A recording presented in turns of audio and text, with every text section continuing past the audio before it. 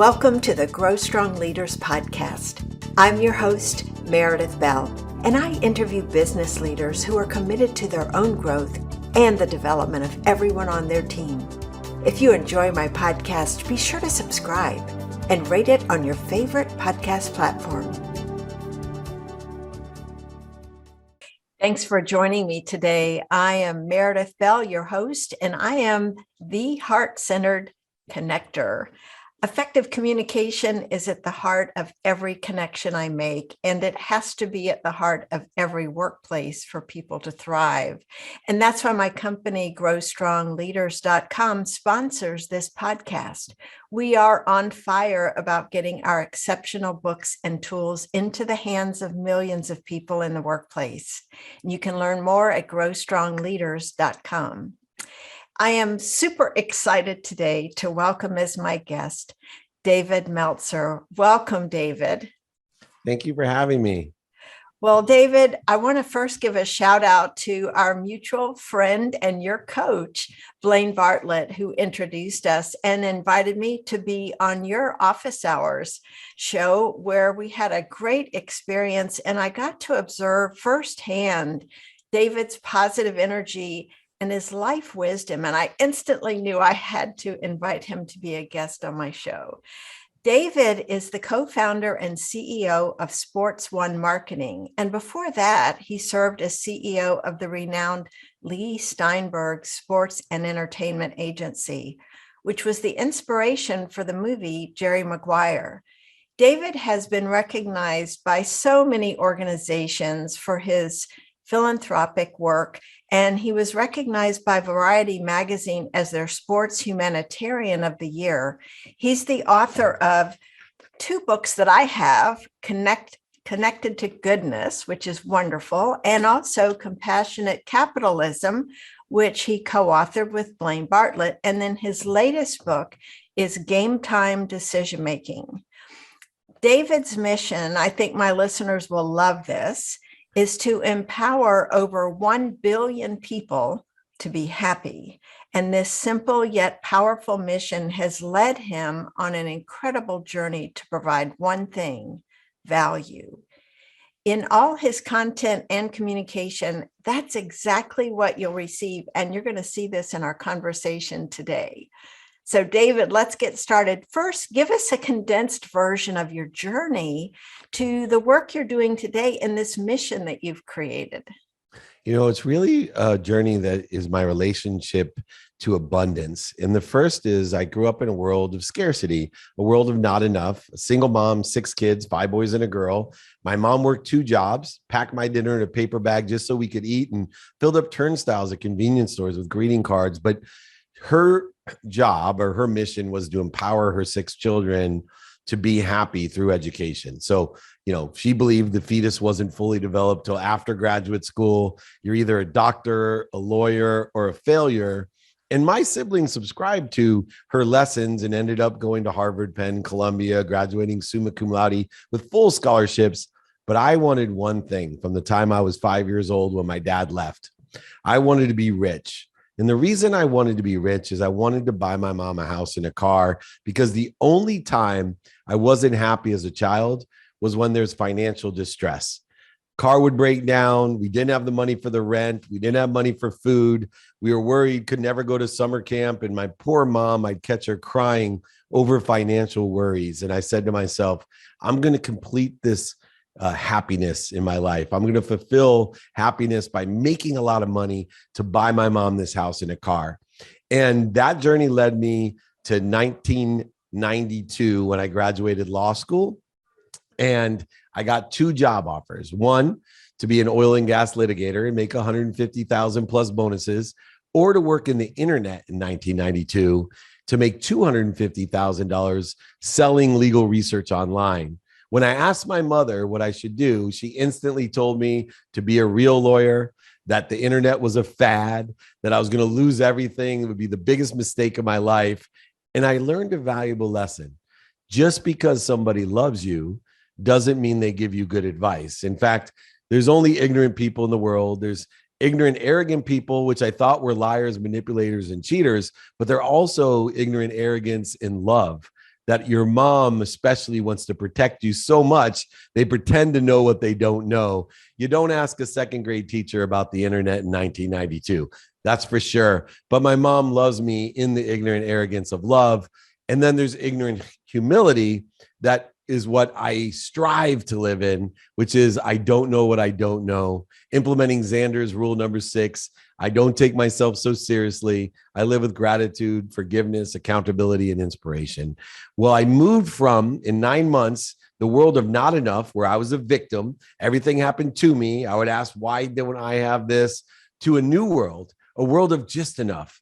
I was a millionaire 9 months out of law school. I lived in a world of for me. Everything was for me, a world of just enough. If I wasn't happy, I'd buy more things, different things, all types of things. I'd buy things to impress people. Even if I wasn't happy, I'd buy things to impress people I didn't even like. And this journey led me to understanding my relationship to money. My relationship with money at that time was a zero-sum game. The more I receive, somebody else would lose. If I gave something, it was to receive something. Everything was a trade, a negotiation. It's still a scarce world. Even though I gave a lot to charity, there was always some sort of repercussion that I wanted, some sort of acknowledgement or recognition. And finally, in my journey, I lost over $100 million to find a new world, a world of more than enough, a world where I live in limitlessness and infinity, in abundance. And I've been able over the last 16 years to utilize the perspective, the gratitude, forgiveness, accountability, and inspiration with my skill set and knowledge. Remember, your skill set and knowledge is your basement. Your desire is your potential to be able to not only make it back, but to teach people these 4 values and 5 daily practices in order to effectuate a new world, a collective consciousness of happiness, of more than enough of everything for everyone, where everything comes through me, not for me or to me, but through me for everyone else. That's great. And I love that distinction you make, through you. So talk about, what do you mean by that, if it's coming through you instead of for you? That's a great question. So when things come through you, and this is a difference, we appreciate what we have, which adds value. So we expand who we are by appreciation, by gratitude. Then the only way to acknowledge what we have, to acquire the knowledge, is to give it away or lose it or have it stolen from us or manipulated from us. Anytime we don't have what we previously appreciated, we then acquire acknowledgement. We acquire the knowledge of what we have. Now, most people, most generous people like my mom, who lived to, she's 80 years old, she appreciates what she has. She acknowledges it, but she never learned the third step, to ask for more, to fill the bigger void. Because we live in limitlessness and infinity, that if everything's coming through us through appreciation and acknowledgement, we need to ask for more, or else our vessel dissipates and dissolves. And pretty soon we're 80 years old and we've given away our health. We've given away our wealth. Now everyone needs to take care of us, which is the exact opposite of what we were trying to do in our lives by appreciating what we have and giving it all away. So I'm here to encourage you that just because you ask for more and receive more, nobody loses. There's no guilt, resentment, or offense needed. You're just adding on to an infinity. You're adding on to limitlessness. It's not a zero-sum game. The world of more than enough of everything for everyone allows you to have everything to come through you, not for you or to you. Well, of course, that begs another question, because, David, so many of us were raised not to ask for too much, right? So this idea of asking for more, I heard you talk about this in another interview and I loved it. This idea of hearing no and actually welcoming that. So talk a little bit about, how do we get past some of these limiting beliefs that we might have about asking and asking for more? What does that look like, especially in the context of where I know you're coming from, which is service oriented, but also your perception and kind of framework for the word no? Yeah. So the only thing that should die in your lifetime is your limitations. And in a very spiritual sense, your embodiment is a limitation, is the ultimate death. that perception that there's something greater than you that cares about you more than my mom cares about me or I care about my children. And so using and understanding no, failure, mistakes, setbacks, these are simply indicators. Let me give you an example of no. I always say when I get a no, it's just indicating I got a better place to be. So I created a 25 no rule that said, you know what, it's going to take me 25 no's to get what I want. So each time I get closer with another no, I get excited. But it really stems from when I was 3 years old. I had this unbelievable, generous, kind, gentle mother who still speaks to me like a second grade teacher, even though I'm 53 years old. And when I was 3, I went to go put my hand on the stove. My mom has never harmed a fly. She slapped the back of my hand so hard and so quick and screamed at me, no. I immediately looked up her at 3, crying, Mom, why are you punishing me? And, she looked at me and she could see I was terrified. And, that no was so disruptive in my life. And she hugged me and said, sweetheart, I'm not punishing you. I'm protecting you. I'm promoting you to a better place, a safe place. This is not punishment. That's my relationship to know, because I believe there is something greater than me that loves me more than my mom loves me, but not only loves me more than my mom loves me, but this is an omniscient, all-powerful, all-knowing source. So when I receive a no, when I have a setback, a failure, or a mistake in my life, I'm being promoted and protected. I have a better place to be, a better position to be in, a better situation.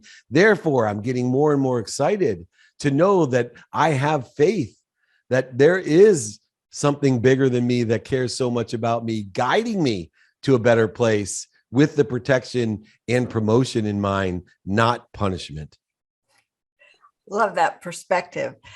So let's talk about the 3 sentences that are on your website homepage, because this has been, you mentioned this in, I think, both of your books, but it's make a lot of money, help a lot of people, and have a lot of fun. Let's break those 3 things down so folks understand what is it you're really saying there.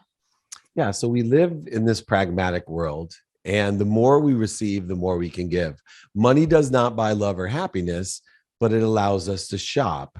And if we shop for the right things, for the right reasons, this will create more abundance and more happiness. If we buy the wrong things for the wrong reasons, we can create void, shortages, and obstacles in our lives, interference between us and what we already are: happy, healthy, wealthy, and worthy. See, I spent most of my life trying to get happy, trying to get healthy, trying to get wealthy, and trying to get worthiness.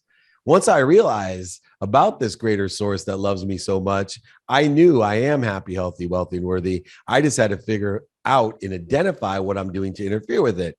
And so in that context of understanding what I'm doing to interfere with it, I'm able to create this abundant feeling and be able to live in this world of more than enough.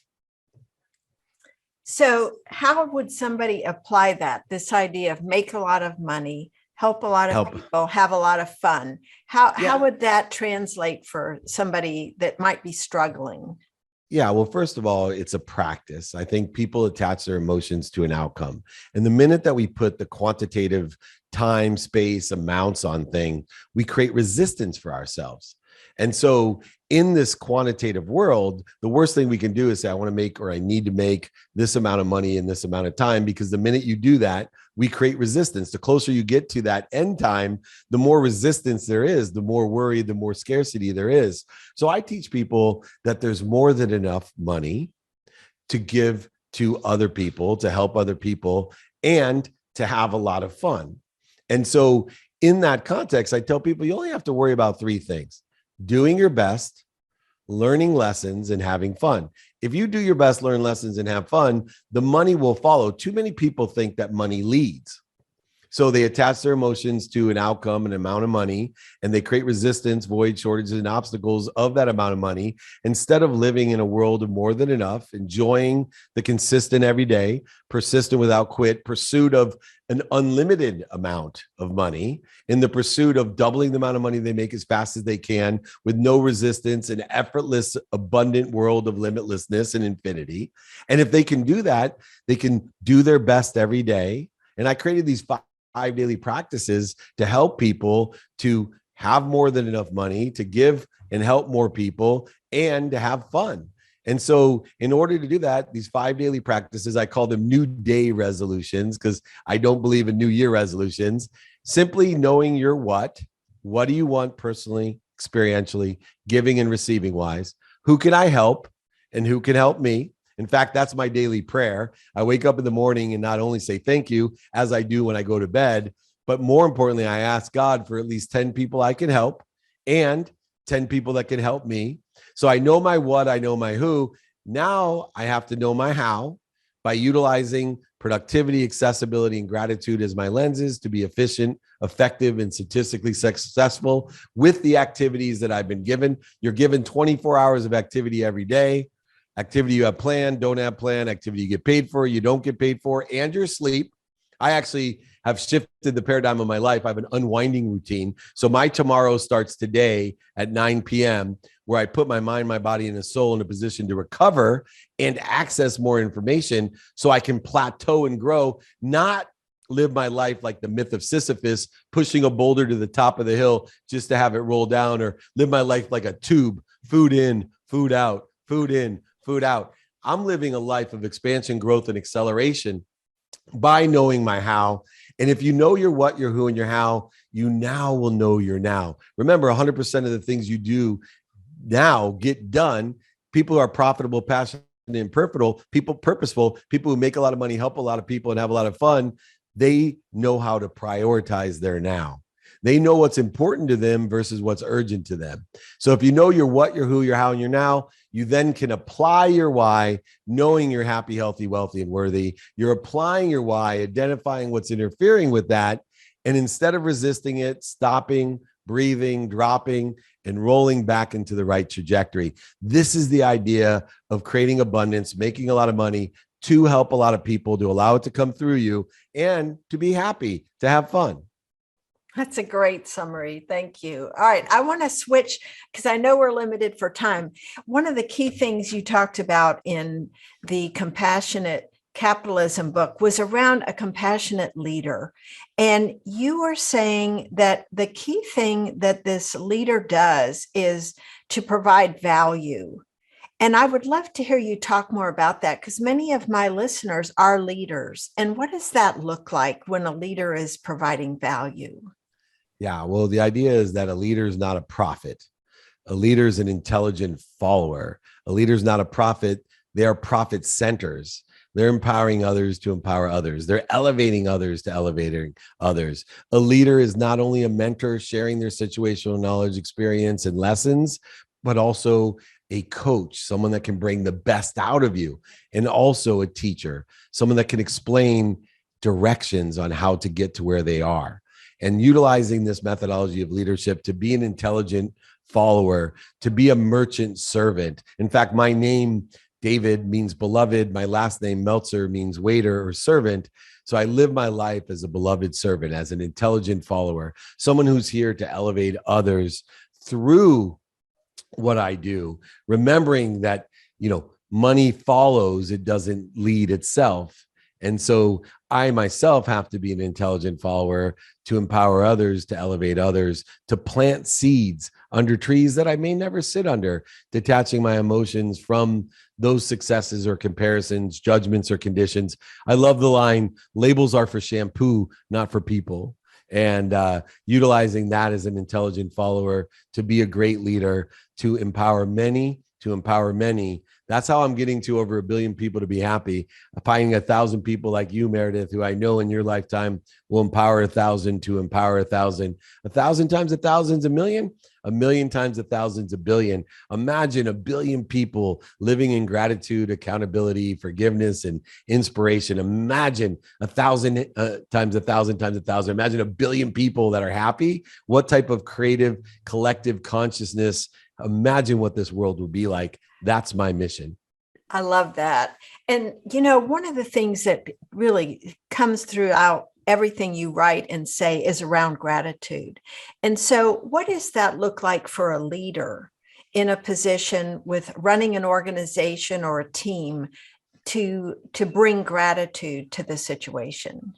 Yeah. So gratitude, number one, everyone has to realize is the only common denominator of happiness. No matter how rich you are, or how poor you are, how tall you are, or how short you are, no matter what color your skin is, or what religion you believe in, or spirituality, no matter what socioeconomic sphere you come from, no matter what variable you can think of that separates us, creates inferiority or superiority, it does not matter. If you're grateful, it's the common denominator to happiness. And so gratitude for me as a leader is to teach people coherence of gratitude. See, coherence is working with two things: remembering what we want and doing it. Remembering what we want and doing it. That's coherence. And I use gratitude, which is the most powerful of all things. It's the ability to find light, love, and lessons. It is our perspective. It gives meaning to everything that we see. Gratitude is so powerful. I've studied physics, quantum physics, and metaphysics. All the great thought leaders like Blaine Bartlett and Jack Canfield, and who I also wrote a book called Creating the Life You Love, an unstoppable life, creating the life you love, with Jack Canfield, Bob Proctor, Mary Morrissey, Sharon Lechter, Oprah Winfrey. Everyone will tell you, Deepak Chopra, Sadhguru, gratitude is the most powerful thing. They'll all teach you to say thank you. So as a leader, we have to teach coherence of gratitude, the practice of finding the light, the love, and the lessons, the practice of saying thank you before we go to bed and when we wake up. What I find fascinating about gratitude is it takes 0.1 seconds. It's free, and it changes your life more than anything, proven by physics, quantum physics, metaphysics, Sadhguru, Deepak Chopra, Oprah Winfrey, Blaine Bartlett, Jack Canfield, Bob Proctor. It doesn't matter. Dave Meltzer. But yet by tonight, with all of that evidence of coherence of gratitude, by tonight, half of us won't say thank you. By tomorrow morning, another half of us won't say thank you. Within 3 days, as a leader, most of us will stop saying thank you. We have been given the gift, the secret sauce, and we're not using it. And so as a leader, I try to instill the ability to find the light, the love, and the lessons through coherence, remembering to say thank you and doing it. That is a fabulous way for us to wrap up, because gratitude, I agree, is the secret sauce. David, there's so much more people can learn from you. Please tell us where they can connect with you and find you and get access to resources that you've created. Thank you. I'm doing a 14-day gratitude challenge at all times to teach this coherence. David@dmeltzer.com is my email. Email me directly. I answer them myself. David@dmeltzer.com. If you forget all of it, just Google me. I'm extremely accessible. David Meltzer, Meltzer. Meredith, thank you so much for your time. May you be kind to your future self and continue to do good deeds. Thank you, David. Thank you. Thanks for tuning into my podcast. Now head over to growstrongleaders.com and check out our 2 books, Connect with Your Team and Peer Coaching Made Simple. While you're there, download the free facilitator guide to find out how to implement our unique peer coaching system. Until next time, I'm Meredith Bell.